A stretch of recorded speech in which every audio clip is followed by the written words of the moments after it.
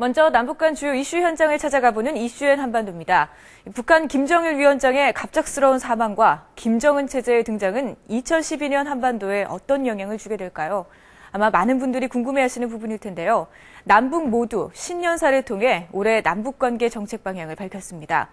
북한은 김정일 유훈 통치를 앞세워 김정은 체제의 안정화를 최우선 과제로 선정했습니다. 반면 우리 정부는 한반도의 평화와 안정에 방점을 두면서 북한의 기회의 창이 열려 있다고 강조했는데요. 새해에는 남북이 대결 국면을 접고 대화와 협력의 시대를 열어나갈 수 있을까요? 남북의 신년사를 통해 전망해본 2012년 남북관계를 정소라 리포터가 전해드립니다.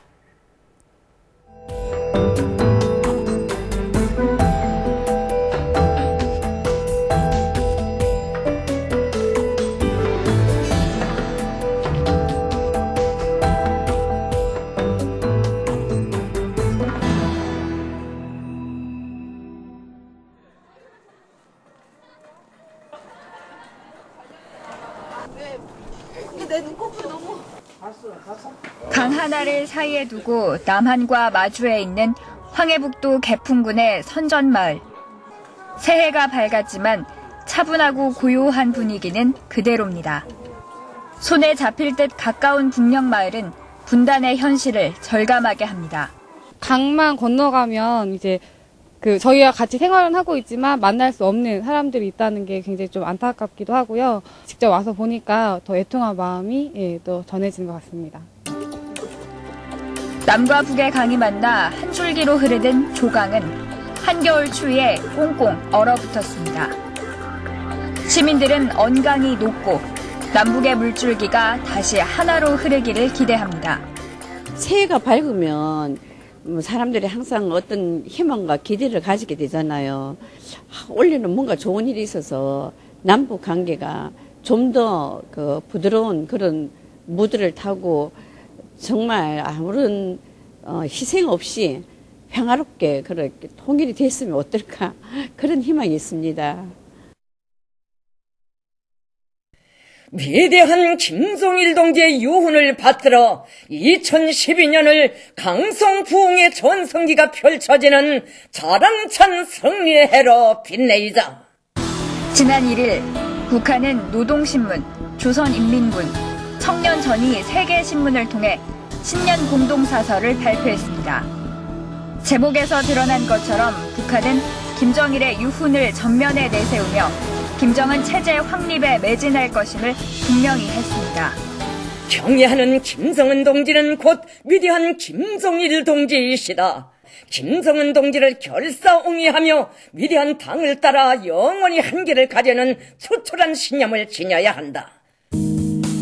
지난해 19차례나 됐던 인민생활 향상에 대한 언급이 올해는 3차례로 크게 줄었습니다. 강성대국 부호도 크게 줄고 강성부흥, 강성국가부호가 이를 대신했습니다. 하지만 김일성 출생 100년이란 대형 정치 행사를 앞둔 만큼 민심 달래기 차원의 인민생활 향상 노력은 계속될 것으로 보입니다. 체제 엘리트들과 북한 주민들의 자발적인 묵종을 이끌어낼 수 있는 실질적인 정통성의 기반을 마련하는 것이 김정은 승계체제에서 준 당면한 과제가 아니겠는가. 근데 이것은 고스란히 주민들의 실생활 개선과 관련이 있다는 것이죠.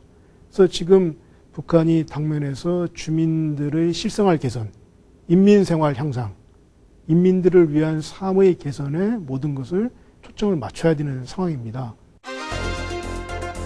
북한의 올 신년 사설에는 미국과 핵에 대한 언급이 아예 없었습니다. 김 위원장 사망으로 무산된 북미 3차 회담의 대화 분위기를 이어가며 대미 관계 개선을 통해 김정은 승계 체제 안정화를 위한 여건, 특히 식량 문제를 해결하겠다는 뜻으로 풀이됩니다. 미국 언론도 이 부분에 주목하며 북미 대화에 기대감을 표현했습니다. 김정은 승계체제의 안정화의 여부는 민심의 안정화 여부에 달려있다고 봐야 되겠죠. 민심 안정화의 척도는 북한 주민들의 실생활 개선이고 실생활 개선의 핵심 요소는 식량 문제입니다. 그렇다고 한다면 당연히 대외관계 개선을 통해서 이미 알려진 바처럼 미국과는 소위 유라늄 농축 프로그램의 중단, 그러니까 UEP 프로그램의 중단과 24만 톤의 식량을 교환하는 뭐 이런 이야기가 나오고 있듯이 당면한 문제를 풀어나가고자 하는 그런 행보를 적극적으로 보일 수밖에 없을 것이다 이렇게 봅니다. 또 중국과 러시아 방문 성과를 내세우며 대외 관계 개선 의지를 표명했습니다. 반면 남한에 대해선 비방 기조를 이어갔습니다. 동시에 통일은 김일성, 김정일의 유훈이라며 올해가 14선언 발표 5주년임을 강조했습니다. 통일 문제를 적극적으로 제기할 뜻을 내비쳤습니다. 올해는 6.15 공동선언의 실천 강령인 14선언 발표 5돌 시대는 해이다. 우리는 뜻깊은 올해에 온 결의가 새로운 신심에 넘쳐 조국 통일의 문을 열어 나가자는 구호를 높이 들고 조국 통일 위협 수행에서 결정적 전환을 가져와야 한다. 하지만 북한이 통일 논의를 하자면서 4년 만에 또다시 주한미군 철수를 주장하고 나선 것은 우려의 목소리도 높습니다. 향후 북미 대화, 육자회담에서 비핵화 대신 주한미군 철수를 조건으로 하는 평화체제 수립을 주장할 가능성, 나아가 총선과 대선을 앞둔 남한의 남남 갈등을 유도하기 위한 호석이라는 분석입니다. 북한이 그 대남 정책에서 가장 중점을 두는 것은 올해 총선 그리고 대선에서 자기들에게 좀 유리한 후보가 되고 그런 차기 정부에서 북한에게 좀 더 유리한 정책이 좀 전개되기를 바라는 것이라고 생각합니다. 그런 면에서 계속 이명박 정부의 대북 정책을 실패한 정책으로 몰아가고 또 여기에 대해서 이제 반사적으로 그 다른 정책이 나올 수 있기를 그렇게 유도한다고 이렇게 생각됩니다. 14나 6.15를 이제 언급함으로써 어떻게 보면 이제 남쪽 내에서 이제 갈등 같은 것을 또 노리는 그런 측면도 있다고 생각합니다. 지난 2일 이명박 대통령은 신년사를 통해 어느 때보다 불확실성이 높은 한반도를 안정적으로 관리하겠다고 밝혔습니다. 지금 우리에게 가장 기묘한 목표는 한반도의 평화와 안정입니다. 우리는 철통 같은 안보 태세를 유지할 것입니다. 도발 시에는 강력하게 대응할 것입니다. 또 남북 간 기회의 창이 열려 있다는 표현으로 북한과의 대화 의지를 피력했습니다. 우리는 기회의 창을 열어놓고 있습니다. 북한이 진정성 있는 태도로 나온다면 새로운 한반도 시대를 함께 열어갈 수 있을 것입니다.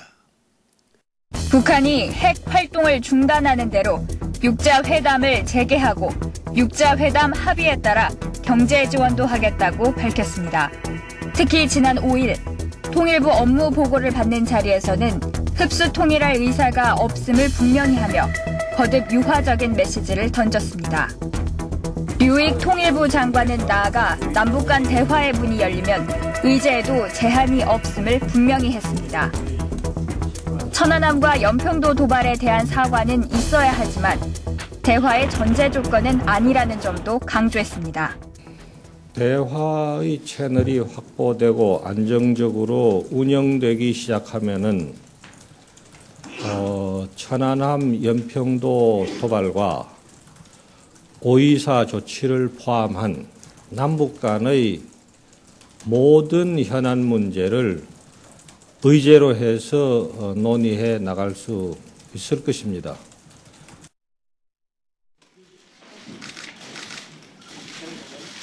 김성환 외교부 장관은 김정은을 남북 회담의 파트너로 인정할 수 있음을 시사했습니다.